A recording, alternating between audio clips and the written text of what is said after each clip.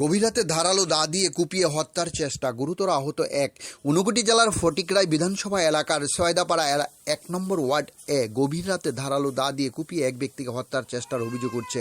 গুরুতর আহত অবস্থায় তাকে প্রথমে ফটিকরাই হাসপাতালে এবং পরে ঊনকোটি জেলা হাসপাতালে ভর্তি করা হয়েছে। ঘটনায় অভিযুক্তের বিরুদ্ধে ফটিকরাই থানায় মামলা দায়ের করা হয়েছে। তবে ঘটনার পর থেকে অভিযুক্ত পলাতক বলে অভিযোগ। আহতের পরিবার সূত্রে জানা গেছে, সয়দাপাড়া এলাকার বাসিন্দা প্রদীপ দাসের ছোট ভাই নারদ দাসের সঙ্গে গত 30 জুন সন্ধ্যায় একই এলাকার বাসিন্দা শিবেন্দু দাসের রাজনৈতিক বিষয়কে কেন্দ্র করে বচসা হয়। স্থানীয়দের হস্তক্ষেপে পরিস্থিতি শান্ত হয়ে গেলেও উভয়েই নিজ নিজ বাড়িতে ফিরে যান। অভিযোগ, ওই দিনে গভীর রাতে শিবেন্দু দাস ধারালো দা নিয়ে প্রদীপ দাসের বাড়ির গরু ঘরের পাশে উত পেতে বসে থাকেন। রাত প্রায় 1টা নাগাদ প্রদীপ দাস শৌচাগারে যান এবং সেখান থেকে ফেরার পথেই তার উপর অতর্কিত হামলা চালানো হয়। অভিযোগ, শিবেন্দু দাস দা দিয়ে এলোপাতারি কূপ মারলে রক্তাক্ত অবস্থায় মাটিতে লুটিয়ে পড়েন প্রদীপ দাস। তার চিৎকার শুনে পরিবারের সদস্যরা ছুটে এলে অভিযুক্ত ঘটনাস্থলে দা ফেলে পালিয়ে যান। তড়িঘড়ি পরিবারের লোকজন খবর দেন ফটিকরাই থানায়।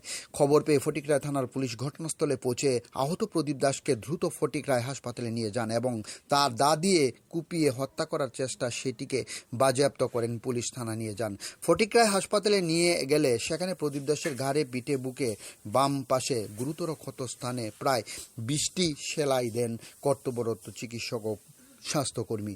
অবস্থা অবনতি হওয়ায় 1 জুন বিকালে প্রদীপ দাসকে ঊনকোটি জেলা হাসপাতালে রেফার করা হয় বলে জানা যায়। ডিউরি রিপোর্ট, খোয়াই টাইমস বাংলা। আপনার নাম কি? গীতাঞ্জলি বিশ্বাস, কোন জায়গার বাসিন্দা? সয়দাপাড়া। কি হয়েছে কোন তো?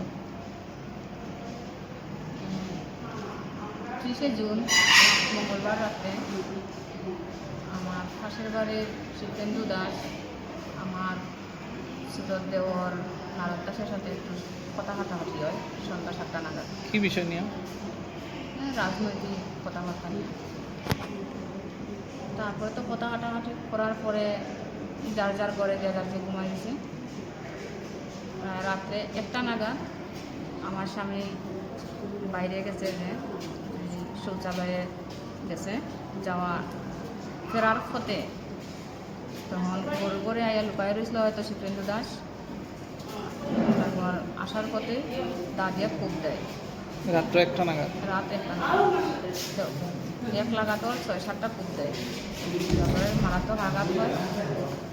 তারপর আমরা থানা কল করি, করার পরে থানা যাওয়ার পরে আমরা আমার স্বামীকে নিয়ে ফটিকরাই হসপিটালে আসি। এমনি তাই সেলাই টেলাই লাগছে না? 20টা সেলাই লাগছে।